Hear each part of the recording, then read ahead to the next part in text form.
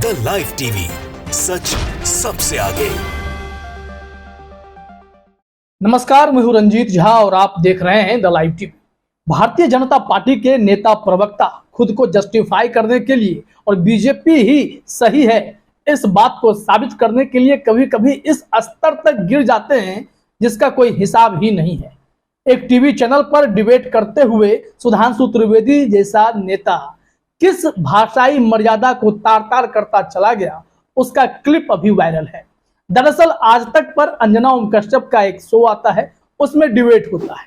सामने स्टूडेंट भी होते हैं, छात्र छात्राएं होती हैं, चाहे जर्नलिज्म की ही क्यों ना हो, वो सब होते हैं। उनको भी मौका मिलता है सवाल पूछने का। एक तरफ कांग्रेस की प्रवक्ता सुप्रिया श्रीनेत थी, दूसरी तरफ सुधांशु त्रिवेदी थे। सुधांशु त्रिवेदी ने ऐसे अनाप शनाप बकना शुरू किया कि हर कोई या तो शर्म से सर झुका लेगा या फिर हैरान हो जाएगा कि भाजपा के नेताओं और प्रवक्ताओं की क्या यह हालत हो गई है कि वो भाषाई मर्यादा भी भूल जाएंगे कि किस टॉपिक को कैसे प्रेजेंट करना चाहिए। और वो भी तब जब एक छात्रा ने इतने गंभीर सवाल पूछे थे।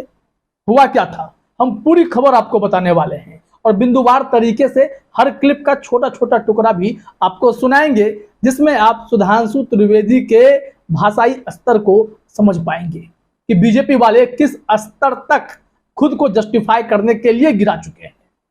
इस संबंध में आज तक के उस शो में एक छात्रा खड़ी होती है और सवाल पूछती है कि राहुल गांधी पर मानहानि का केस हुआ, आपको मिनट भी नहीं लगा और आपने इनको लोकसभा सदस्यता से भी बाहर कर दिया।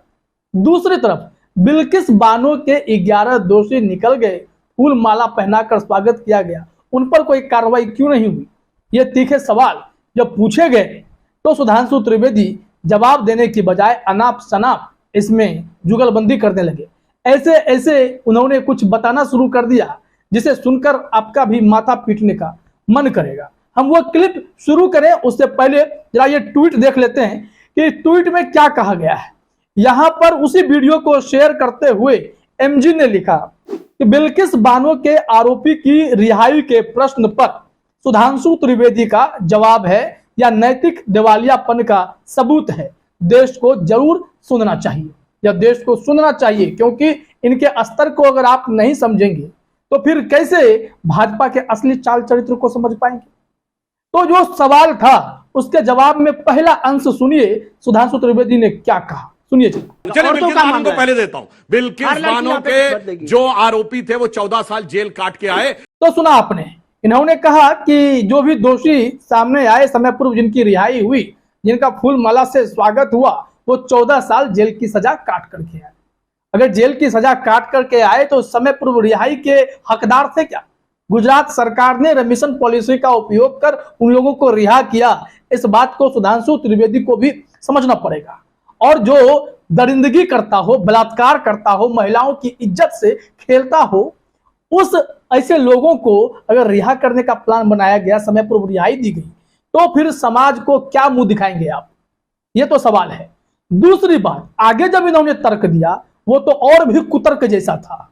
उन्होंने याद दिलाना शुरू किया कि इमराना के साथ क्या हुआ, उसके ससुर ने उसके साथ बलात्कार किया, फिर फतवा जारी हुआ और इमराना से कहा गया कि अब जो तुम्हारा पति है वो तुम्हारा बेटा हो गया और जो ससुर है तुम्हारा पति हो गया। अजीब गरीब जो बातें वो नहीं बोलनी चाहिए, वो सब ये बोलते चले गए। जरा सुनिए इस हिस्से में क्या कह रहे हैं सुधांशु त्रिवेदी। इमराना एक लड़की थी जिसके ससुर ने उसके साथ बलात्कार किया और मौलवी ने फतवा दे दिया कि आज से वो अपने ससुर की पत्नी और बेटे अपने पति की मां हो गई। कोई बोला था उस पे? तो सुना आपने। इसके बाद भी वो नहीं रुकने वाले थे। यहाँ सुप्रिया श्रीनेत ने उन्हें हरकाया भी, ये आप क्या कह रहे हैं, ये आपके दिवालियापन को दिखा रहा है। लेकिन सुधांशु त्रिवेदी तो एकदम लाइन पकड़ रखे थे कि बिल्किस बानो वाले मामले में वो ना फंसे तो कुतर्क करके माहौल को बिगाड़ दे। इन्होंने याद दिलाना शुरू किया 1990 में कश्मीरी पंडितों के साथ क्या हुआ था, गिरिजा टिक्कू को कैसे बलात्कार करने के बाद काट कर फेंक दिया गया था, और इसको वो समझाने लगे।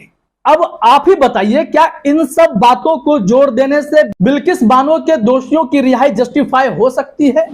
जिन लोगों को जेल से बाहर निकलने के बाद इनके हिंदुत्व संगठन वाले फूल माला पहना रहे थे, या फिर इनके भाजपा के विधायक उन्हें संस्कारी बता रहे थे, ब्राह्मण बता रहे थे? क्या ये सारी बातें जस्टिफाई हो सकती हैं इन सारे घटनाओं को याद दिला करके? तो फिर सुधांशु त्रिवेदी के सोच का स्तर कैसा है, इसे आप ही जरा समझिए। यहां से फिर सुप्रिया सुले ने उनकी क्लास लगाई। उन्होंने कहा कि एक औरत होने के नाते मुझे दुख होता है आपके इस दिवालियापन को लेकर। फिर सुप्रिया सुले ने आगे मोर्चा संभाला। उन्होंने कहा कि जरा ये बताइए कि अगर बिल्किस बानो के दोषियों की रिहाई के बाद फूलमाला से स्वागत हुआ तो क्या वो आजादी की लड़ाई लड़के आए थे? या सुनिए यहाँ पे सुप्रिया सुले ने क्या कुछ कहा है। जो आज बिल्किस बानो के लोग आजादी की लड़ाई लड़के आए हैं, जो उनको आप माला पहनाते हैं, क्या बात करते हैं आप? तो देखा आपने। और यहाँ भी सुधांशु त्रिवेदी कुतर्क करने के मूड में थे, कहीं की बातों को कहीं जोड़ने की कोशिश में लगे हुए थे, लेकिन सुप्रिया सुले भी उन्हें सस्ते में छोड़ने के मूड में नहीं थी। उन्हें उनकी जगह दिखाने की जरूरत थी, वो दिखा रही थी। उन्होंने कहा कि आपके विधायक संस्कारी बोलते हैं, वैसे रेपिस्टों को आपको शर्म नहीं आती? यह किस तरीके की बात हो गई? जरा सुनिए यहाँ पर सुप्रिया सुले ने कैसे सुधांशु त्रिवेदी की बोलती बंद करनी शुरू कर दी।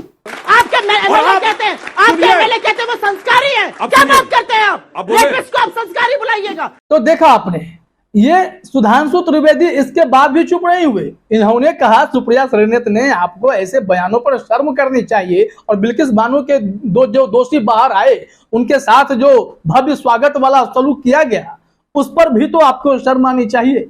लेकिन सुधांशु त्रिवेदी कहां शर्माने वाले थे। उन्होंने तो फिर से कुतर्क शुरू कर दिया कि आपको याद नहीं है कश्मीर में क्या हुआ था? कश्मीर में तो यह हो गया था कि हिंदुओं को कहा कि अपना घर बार छोड़कर चले जाओ और अपनी बहन बेटियों को यहां छोड़ दो। क्या दोनों को रिलेट किया जा सकता है? दोनों घटनाओं को रिलेट करने की जरूरत थी। सवाल अगर इनसे पूछा गया तो इस पर आप बोल सकते हैं, लेकिन सुधांशु त्रिवेदी ने एक बार भी यह नहीं सोचा कि वो कहां बोल रहे हैं। सुधांशु त्रिवेदी एक बार भी ये नहीं सोचे कि सामने छात्र भी बैठे हुए हैं, वो आपसे कुछ सीखने आए हैं। क्योंकि अंजना ओम कश्यप के शो में वैसे लोग आते हैं, छात्रों को पूछने का मौका मिलता है। अगर आप इस स्तर के डिबेट को चलाएंगे और ये ऐसे बातों का जिक्र करेंगे जो खबरों को रिलेट भी नहीं करे, तो लोग क्या कहेंगे? भाषाई मर्यादा कहां चली जाती है?